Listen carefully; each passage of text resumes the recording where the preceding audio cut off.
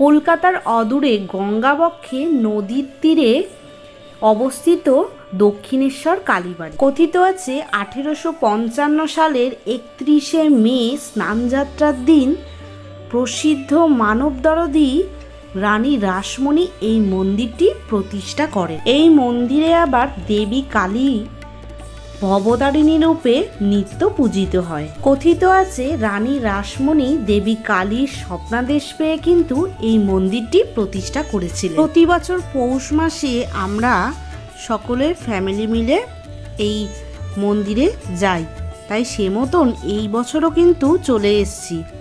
আর এখানে দেখো বম্মা এসছে। বম্মার এই বছর শরীরটা একদমই ভালো নেই, তো ওই ধরেই আর কি এক প্রকার নিয়ে আসা। তাই বম্মা, আমি, জেঠু আর বোনরাও ওদিকে এসছে। বোন, মেসো, মাসি, তারপরে বোনের 2 বান্ধবী, ওরাও এসছে। দেখাচ্ছি তাদের একটু পরে। আমরা এখন ওপরে উঠে পড়েছি স্কাইওয়ালকে, তারপরে নেমে দেখাচ্ছি। আচ্ছা, এখানে পরপর কিন্তু পুজো সামগ্রী আর পুজোর ডালার দোকান পরপর পেয়ে যাবেন। এখানে কিন্তু 21 টাকা থেকে ডালা স্টার্ট। আর তোমরা যদি নিতে চাও মানে নিচের দোকান থেকে, তাহলে মানে মন্দিরের আশেপাশের দোকান থেকে, তাহলে কিন্তু সেখানে 51 টাকা থেকে ডালা শুরু। তাই 21 টাকার ডালা বা 51 টাকার নিচে কোনো ডালা যদি তোমরা কিনতে চাও, তাহলে ওই ওপরের দোকানগুলি থেকে কিনতে পারো। তো চলো, এই যে সবাইকে দেখিয়ে দিলাম, বম্মা, মেসো, মাসি, জেঠু সকলে মিলে আমরা এসছি। আর নীল আসতে পারিনি ওর কাজের জন্য, তো আমরা সকলে মিলে এসছি। আজকে 3টে মন্দির দর্শন করব, দক্ষিণেশ্বর, আদ্যাপীঠ আর বেলুড় মঠ। আর তার ফুল ডিটেলস তোমাদের কাছে থাকছে। কেমন কি ব্যবস্থাপনা 2025-এ কীরকম কি সবটাই থাকছে। এই হলো মন্দিরের গেটটা। তো চলো সামনে এগানো যাক। এই দক্ষিণেশ্বর মন্দির চত্বরে কিন্তু কালী মন্দির ছাড়াও কিন্তু একাধিক দেবদেবীর মন্দির, তার সাথে মূর্তি কিন্তু রয়েছে। এবার আমরা চলে যাচ্ছি, এই দেখতে পাচ্ছ সামনে যে দোকান রয়েছে পূজার সামগ্রী বা পূজার ডালা যেগুলো কিনবে, পরপর সব দোকান রয়েছে। আমরা এই মন্দির বা মন্দির চত্বরে যে দোকানগুলি সেইগুলোতে চলে এলাম, সেইখান দিয়ে আমরা ডালা কিনবো। এখানে কিন্তু 51 টাকা থেকে ডালা শুরু। আর বলেই দিলাম, যদি তার নিচে তোমরা কোনো ডালা কিনতে চাও মানে 21 টাকার, সেটা কিন্তু তোমরা ওপর থেকে কিনে নিতে পারো, কারণ এখানে কিন্তু সমস্ত দোকানেই 51 টাকা থেকে শুরু। তো আমাদের ডালা কেনা হয়ে গেছে। আর ওদিকে কিন্তু কাউন্টারে ব্যাগ, তারপরে ফোন, পার্স, যা যা ক্যারি করছো সেইগুলো কিন্তু জমা ওখানে দিয়ে দিতে হবে। তার সাথে জুতোটাও কিন্তু ওখানে জমা করে দিতে হবে। ওই যে সামনের কাউন্টারে, ওখানে জেঠু রয়েছে আর মাসি রয়েছে আর তার সাথে মেসোও রয়েছে, ওরা ওগুলো জমা দিচ্ছে। আর আমরা এদিকে ডালা কিনতে এসেছিলাম, আমি, দাদা আর বোনরা আর বোনের বান্ধবীরাও তার সাথে। তো চলো, ডালা কেনা হয়ে গেছে, এবার ভেতরে ঢুকি। আর সবাই এক জায়গায় চলে আসলে তারপরে আমরা একসাথে মিলে এগোবো। আর এই যে সামনে দেখো কাউন্টারে বেশ ভিড়। এখানে কিন্তু কাউন্টারে জমা দেওয়ারও লাইন আছে আর সেই কাউন্টার থেকে জিনিস নেওয়ারও লাইন আছে। আর এই যে আমার ডালা হাতে চলে এসছে, এটা 51 টাকার ডালা। আচ্ছা, এদিক দিয়ে ঢুকে লাইনটা কিন্তু সোজা চলে যাবে, ঠিক ডান দিকে বেঁকে যাচ্ছে। আচ্ছা, ওই দেখো ফাঁক দিয়ে দেখা যাচ্ছে মোবাইলটা আমি জমা নেওয়ার আগে কিন্তু একটা ছোট্ট ভিডিও তুলে তোমাদের সাথে শেয়ার করে নিয়েছিলাম, কারণ মন্দিরের ভেতরে তো ফোন অ্যালাউ নেই, যেটা মন্দির চত্বরটা দেখাতে পারবো না ভেতরের অংশটা, তাই বাইরে দিয়ে এক ঝলক তোমাদেরকে দেখিয়ে নিলাম এই মন্দিরটা। আর ওই যে সামনে দেখো লেখা আছে ব্যানারে যে মোবাইল টোবাইল, জুতো, ফোন এইসব কিছু অ্যালাউ নয়। তো যাই হোক, এই হচ্ছে মন্দিরটা, আমাদের দক্ষিণেশ্বর মন্দির। আরেকটি ছোট্ট ইনফরমেশান দিই, ছেলেরা যদি লেদারের কোনো কিছু ব্যবহার করো, মানে লেদারের বেল্ট বা লেদারের ওয়ালেট, সেগুলোও কিন্তু অ্যালাউ নয়, সেগুলোও কিন্তু কাউন্টারে জমা রেখে তারপরে যেতে হবে। মন্দিরে প্রবেশ করার আগে মূল গেটে সেখানে কিন্তু গার্ড রয়েছে, ওখানে মেল ফিমেল গার্ড রয়েছে, ওনারা চেক করে সমস্ত কিছু তারপরে কিন্তু প্রবেশ করতে দেবে, সেই মতন অ্যালাউ করবেন ওনারা ভেতরে প্রবেশ করার জন্য। পুজো টুজো দিয়ে এসে আমরা বেরিয়ে পড়লাম বাইরের অংশটায়। আর এখানে দেখতে পাচ্ছ বেশ অনেকটা বেলা হয়ে গেছে, তাই আমরা সকলে চা বিস্কিট খেয়ে নেব। আমি এখানে লিকার চাটা নিয়ে নিচ্ছি, কারণ আমি চা খুব একটা প্রেফার করি না, তাই আমি লিকার চা আর বিস্কিট নিয়ে নিচ্ছি। আর বাকিরা সব দুধ চাই খেয়েছে। তো যাই হোক, ভেতরে কিন্তু অনেকগুলো লাইন থাকার কারণে খুব বেশিক্ষণ আমাদের দাঁড়াতে হয়নি যদিও। তো চায়ে চুমুক দিই তাড়াতাড়ি করে, আর তারপরে কিন্তু আমরা চা খেয়ে চলে যাব সোজা আদ্যাপীঠের উদ্দেশ্যে। পশ্চিমবঙ্গের প্রসিদ্ধ কালী মন্দিরগুলির মধ্যে এক মন্দির হলো আদ্যাপীঠ মন্দির। দক্ষিণেশ্বরের কিছু দূরেই এই আদ্যা মায়ের পীঠস্থান অবস্থিত, যেখানে দেবী কালী আদ্যাশক্তি মহামায়া রূপে পূজিত হন। আদ্যাপীঠ মন্দিরটি মূলত 1915 সালে অন্নদাচরণ ভট্টাচার্যের অনুগামীদের দ্বারা প্রতিষ্ঠিত হয়েছিল। আবার বর্তমান মন্দিরটি প্রতিষ্ঠিত হয়েছিল 1967 সালে। দক্ষিণেশ্বর মন্দিরের কাছে অটো টোটো তোমরা পেয়ে যাবে, সেই অটো টোটো ধরে সোজা চলে আসবে আদ্যাপীঠ মন্দিরে। মাত্র 10 টাকা করে প্রতিজনের মাথা পিছু ভাড়া। আর যাওয়ার পথে এরকম প্রচুর ফুড স্টল রয়েছে, তোমরা নিরামিষ খাবার এখান দিয়ে চাইলে খেতেই পারো। আমরা সোজা নেমে পড়েছি এখন আদ্যাপীঠ মন্দিরের কাছে।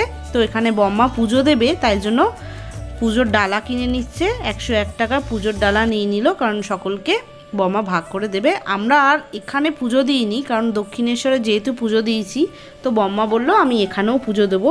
তাই সে মতন আমরা চলে এসেছি একদম এখানে।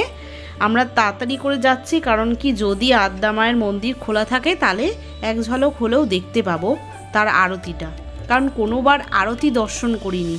এইটা বড় আফসোসের জায়গা। তাই এবছর যদি পাওয়া যায় সেই সুযোগটা, তাই জন্য আমরা তাড়াতাড়ি করে এগোতে লাগলাম।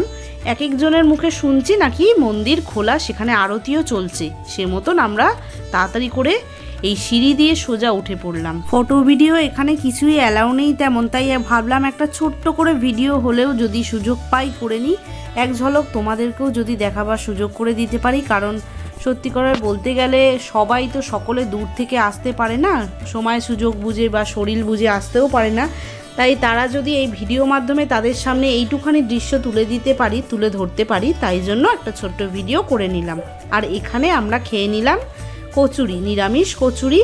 পার প্লেট 4 পিস করে দিচ্ছে, পার প্লেট 30 টাকা করে। মন্দিরের একদম কাছেই একটি দোকান থেকে ঢুকতেই পরপর সারিবদ্ধভাবে ডান দিকে নাট মন্দিরগুলো যেগুলো রয়েছে, সেখানে কিন্তু পুজো দেওয়া হচ্ছে। মানে যারা অঞ্জলি দিচ্ছে ঠাকুরকে, সেইখানে পুজো মানে অঞ্জলি নেওয়া হচ্ছে। আর যদি ঠাকুরকে পুজো দেওয়া হয় তাহলে কিন্তু এই সামনের এরিয়াটা, সেটা আমি দেখাচ্ছি। আর তার আগে এক ঝলক মন্দিরের ভিডিওটা তোমাদের সাথে শেয়ার করে নিলাম। এই যে দেখো সামনে ভিড় রয়েছে, এখানে কিন্তু তোমাদের কুপন নিতে হবে পুজোর ডালা দিয়ে। মানে তোমরা যদি পুজো দিতে চাও মাকে, তাহলে এখানে পুজো দিতে হবে, তার জন্য তোমাদের একটা কুপন দেওয়া হবে। সেই কুপনটা সময় মতো নিয়ে গেলেই তোমরা প্রসাদটা আবার পেয়েও যাবে। আর এই যে সামনের অংশটা দেখতে পাচ্ছ, যেখানে দাদা চলে গেছে এখন কুপন কাটতে, এটা হচ্ছে ভোগের কুপন। তোমরা যদি এখানে এসে প্রসাদ খেতে চাও, ভোগ প্রসাদ, তাহলে কিন্তু এইখানে লাইন দিতে পারো। আর এখানে কিন্তু ভোগ প্রসাদ এখন মানে এই সাল থেকে 2025 সাল থেকে জানুয়ারি মাস থেকে 80 টাকা করে হয়ে গেছে। আগের বার যেমন 60 টাকা অবধি ছিল, এবারে 80 টাকা হয়ে গেছে। আর এই সেই মায়ের মন্দিরের ভোগের কুপন, যেটা একটু আগেই তোমাদের বলছিলাম। এখানে কুপনটা জমা দিল দাদা, তারপরে দেখো পুজোর প্রসাদের ডালাটা হাতে দিয়ে দেবে ওনারা সেই কুপন দেখে। তাই তোমরা চাইলে এইভাবে দিতে পারো। ঠাকুরের পুজো তো দেওয়া কমপ্লিট হয়ে গেছে, এরপর বাকি অংশগুলো তোমাদের একবার ঘুরিয়ে দেখাই। এই হলো এই আদ্যা মায়ের মূল মন্দির, সেইটা এক ঝলক দর্শন করে নাও। তারপরে বাকি ডিটেলসটা তোমাদের সাথে শেয়ার করছি কোথায় কি আছে। সামনে একটু এগিয়ে গেলেই ওয়াশরুম আছে ঠিক ডান দিক করে, আর ওখানে কিন্তু পানীয় জলের ব্যবস্থাও রয়েছে, তোমরা ওখানে ইউজ করতে পারো ওয়াশরুম। আর পানীয় জল ওখানেও আছে, আর ওখানে কিন্তু ওয়াশরুমে 2 টাকা করে নেবে। আর এই সামনে তার একদম সোজাসুজি এগিয়ে এলে যুগল মন্দির, যেখানে আমরা একটা খুব সুন্দর দৃশ্য দেখতে পেলাম। আর এটা আমি ফার্স্ট টাইম দেখতে পেলাম। প্রতি বছর আসি ঠিকই, কিন্তু এইটা আর চোখে পড়ে না, এই বছর প্রথম চোখে পড়লো। আর তাই ভাবলাম এটা তোমাদের সাথে শেয়ার করি। এখানে কিন্তু মানে আজকের দিনে প্রচুর তোমার মুখে ভাত অন্নপ্রাশন অনুষ্ঠান হচ্ছে। সব ছোট ছোট বাচ্চারা এসছে, দেখো সুন্দর সব পুতুলের মতো সেজে, এত সুন্দর লাগছিল ফুচকেগুলোকে দেখাতে, আর দেখতেও ভালো লাগছিল। তাই ভাবলাম এইটা ভিডিও করি, তোমাদেরও ভালো লাগবে আশা করি। প্রচুর ছোট বাচ্চা নিয়ে এসছে এখানে, মানে আজকে যাদের আর কি মুখে প্রসাদ হবে এই মন্দিরে, যুগল মন্দিরে, তাদের আর কি এখানে অলরেডি কিছু জনের মুখে প্রসাদ হয়ে গেছে, আবার কিছু জনের চলছে মুখে প্রসাদ, আবার কিছু বাচ্চার মুখে প্রসাদ হবে, এই রকম রয়েছে। তো ভাগে ভাগে হচ্ছে, একসাথে অতগুলো বাচ্চার সম্ভব নয় এইটুকুনি জায়গায়, তাই আর কি। এই দেখো এখানে কিছুজন বসেছে।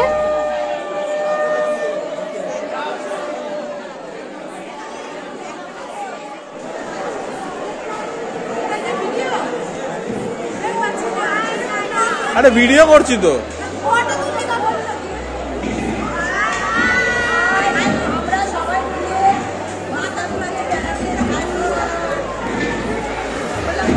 দাদা আমাদের একটা গ্রুপ ভিডিও তুলে দিয়েছে, যার কারণে দাদাই ফ্রেমে ছিল না ওই ভিডিওতে। আর সামনে ওই ভোগের ঘর, ওখানে কিন্তু ভোগ খাওয়ানো হবে আদ্যা মায়ের। আর তার পাশেই দেখতে পাচ্ছ ওখানে জুতোর কাউন্টার, ওখানে তোমরা জুতো রেখে প্রবেশ করতে পারো এই ভোগের ঘরে। আর তার পাশেই রয়েছে ভোগের ঘরের পাশে কথামৃত ঘর, সেটাও তোমাদের সাথে শেয়ার করে নিলাম। আর এক ঝলক ভাবলাম মন্দিরটা ভালো করে একটু ঘুরে আসি, কারণ এখনও তো ভোগ খাওয়ার ওখানে যেতে আমাদের দেরি আছে, একটু বেলা করে যেহেতু টিফিন খেয়েছি তাই একটু পরেই যাব ভাবলাম, তাই আর কি। আর এটা হলো মহাকাল মন্দির, সেইটাও তোমাদের সাথে ছোট্ট করে ভিডিওতে শেয়ার করে নিলাম। আর ওদিকে দেখছি এখনও কিন্তু মুখে প্রসাদ চলছে যুগল মন্দিরে, মানে পরপর অনবরত কিছু বাচ্চা চলেই আসছে। একটা কথা না বললেই নয়, যেটা তোমাদের বলে দিই, তোমরা কিন্তু আদ্যা মায়ের মন্দিরে এসে ভোগ খেলে তোমাদের অনেকেরই ভালো নাও লাগতে পারে, কারণ এখানে অনেকেরই ভালো লাগেনি। যদিও অনেকে এইটা নিয়ে হয়তো মতবিরোধ থাকতেই পারে যে ঠাকুরের ভোগ যেমনই হোক তেমনই খাওয়া উচিত, কিন্তু এটা বলতে একদম বাধ্য হচ্ছি যে সত্যিকারের 80 টাকার মতন সেই রান্নাবান্না একদমই হয়নি।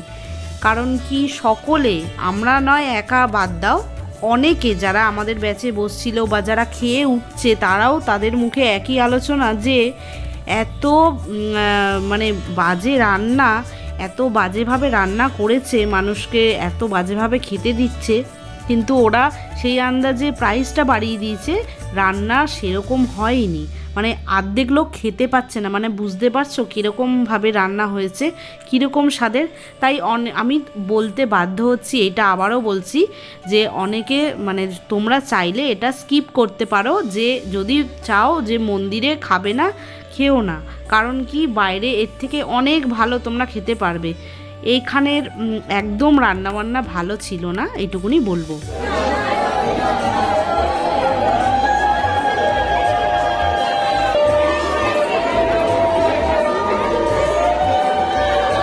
বেশ কিছুক্ষণ দাঁড়িয়ে আমরা সকলে মিলে এই অনুষ্ঠানগুলি দেখছিলাম। বাচ্চাগুলো কি সুন্দর বসে আছে, সব পরপর সারিবদ্ধভাবে বসে আছে, আর এখানে তার অনুষ্ঠানও চলছে। তারপর চলে এলাম, বেশ অনেকটা সময় চলে এসছে, আর এখানে চলে এলাম আমরা ভোগের ঘরে, যেখানে আদ্যা মায়ের ভোগ খাওয়ানো হয় আর কি। তো এই হচ্ছে, প্রচুর দেখো বেঞ্চ রয়েছে এখানে।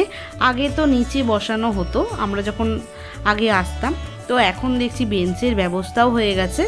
যদিও প্রতি বছরই আসি, আগের বছর থেকেই এটা স্টার্ট হয়েছে বেঞ্চের ব্যবস্থা। তো এখানে পাতা গ্লাস সব সুন্দর করে দিয়ে গেছে। এরপরে আর কি আসবে, প্রথমে চলে এলো কুমড়োর বড়া,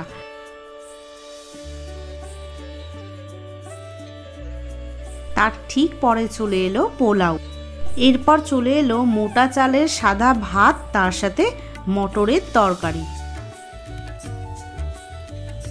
তারপর পাতে পড়ে গেছে খিচুড়ি ভোগ, আর তার সাথে শাক চচ্চড়ি, মানে ওই ছ্যাঁচড়া টাইপ একটা চচ্চড়ি করেছে। লাস্ট পাতে ছিল পায়েস। এই একটা ছোট্ট চার্ট তোমাদের সাথে শেয়ার করলাম, পজ করে দেখে নিও কোন কোন টাইমে আদ্যা মায়ের মন্দির খোলা থাকে, সেইটার একটা চার্ট। বেলুড় মঠ হলো রামকৃষ্ণ পরমহংসদেবের প্রধান শিষ্য স্বামী বিবেকানন্দ কর্তৃক প্রতিষ্ঠিত রামকৃষ্ণ মিশন বা রামকৃষ্ণ মঠ প্রধান কার্যালয়। এই মন্দিরটি হিন্দু, ইসলামী, বৌদ্ধ ও খ্রিস্টান এই সকল জাতির সমন্বয় মিশ্রিত একটি গুরুত্বপূর্ণ স্থাপত্য নিদর্শন। তো আমরা আদ্যাপীঠ থেকে সোজা চলে এসেছিলাম এই দক্ষিণেশ্বর ঘাটে। দক্ষিণেশ্বর ফেরিঘাট। সেই ফেরিঘাট ক্রস করে কিন্তু আমরা চলে যাচ্ছি সোজা বেলুড় মঠের দিকে। দক্ষিণেশ্বর ফেরিঘাট থেকে বেলুড় মঠ অবধি ভাড়া কিন্তু, এই ফেরিঘাট ভাড়া কিন্তু পার হেড 11 টাকা করে। প্রায় 40 একর জমির ওপরে এই মঠ প্রাঙ্গণ স্বামী বিবেকানন্দ, সারদা দেবী ও শ্রীরামকৃষ্ণ দেবের দেহাবশেষের ওপর অবস্থিত মন্দির ও রামকৃষ্ণ মিশনের সদর কার্যালয় অবস্থিত। এছাড়াও স্বামী ব্রহ্মানন্দ মন্দির ও রামকৃষ্ণ মঠ ও এই মিশনের ইতিহাসকে তুলে ধরার লক্ষ্যে কিন্তু একটি সংগ্রহশালাও এখানে স্থাপিত হয়েছে। বেলুড় মঠ সন্নিহিত প্রাঙ্গণে আবার গড়ে উঠেছে এই রামকৃষ্ণ মিশন অনুমোদিত বিভিন্ন শিক্ষা কেন্দ্র। এই বেলুড় মঠ ভারতের একটি প্রধান পর্যটন আকর্ষণ বলা যেতে পারে। আবার ভক্তদের নিকট এটি কিন্তু একটি পবিত্র তীর্থক্ষেত্রও বলতে পারে। এই বেলুড় মঠ মন্দিরটি রামকৃষ্ণ ভাব আন্দোলনের প্রাণকেন্দ্র বলা যেতে পারে। দীর্ঘক্ষণ নৌকাটি গঙ্গাবক্ষের ওপর চলে যাওয়ার পর অবশেষে গন্তব্যে পৌঁছালাম। এই হলো ফেরিঘাটের সেই টিকিটটা, এরকম প্রিন্টেড টিকিট দিয়ে দেবে ওনারা। তো এই হলো 11 টাকা এই ফেরিঘাটের টিকিট মূল্য। আমরা এখন নেমে পড়েছি বেলুড় মঠ ঘাটে। তো এবার ঘাটের কাছেই একদম বেলুড় মঠের মন্দিরের রাস্তাটা, একদম ঘাট থেকে সোজা একটু গেলেই ঠিক ডান দিক করেই চওড়া গলিটা। আচ্ছা, এটা হচ্ছে মঠ কখন খোলা থাকে, কটা থেকে কটা অবধি, কোন মাসে, সেইটার একটা ওই ব্যানার মতন দেওয়া রয়েছে বাইরে, সেটা তোমরা পজ করে দেখে নিও। তোমরা যখন যাবে তোমরা সেই টাইমিংয়ে যেতে পারো। আর এই আমরা প্রবেশ করলাম একদম মন্দিরের যে পেছনের গেটটি আছে, ঘাটের দিকের গেটটি, সেটা দিয়ে প্রবেশ করলাম। মন্দিরের বাইরের অংশে ঠিক ডান দিক করে কিন্তু একটি জুতো রাখার জায়গা রয়েছে, জুতো রাখার ঘর রয়েছে। সেখানে চাইলে তোমরা জুতো রেখে মন্দিরের ভেতরে প্রবেশ করতে পারো। আমরা একটু মন্দিরের চারপাশটা ঘুরে নিই, তারপরে একটু ওই সন্ধ্যা আরতির টাইমে ভাবছি যে প্রবেশ করব, কারণ এবারে সন্ধ্যা আরতি দেখব বলে কিন্তু এই মন্দিরে আজকে আসা হয়েছে। তো আগে মন্দিরের ভেতরটা একবার ঘুরে আসি। তার আগে বলে দিই, এখানে কিন্তু ফোন অ্যালাউ নেই, মানে ভিডিও ফটো তোলা মন্দিরের ভেতরের অংশে কোনো অ্যালাউ নেই। তাই জন্য বাইরের অংশ থেকে ভিডিওটা করে নিলাম একটু, তারপরে ভেতরের অংশে ঘুরে আসি। আর এই সেই বিশাল আকার আম গাছ, যেটা রামকৃষ্ণদেব নিজের হাতে আর কি লাগিয়েছিলেন, সেটা খুব সুন্দরভাবে রক্ষণাবেক্ষণ করা হচ্ছে, খুব সুন্দরভাবে সংরক্ষণ করা রয়েছে সেই গাছটি আজও অবধি, এই এত বছর ধরে। তো সেইটারই একটা ভিডিও তোমাদের সাথে শেয়ার করে নিলাম।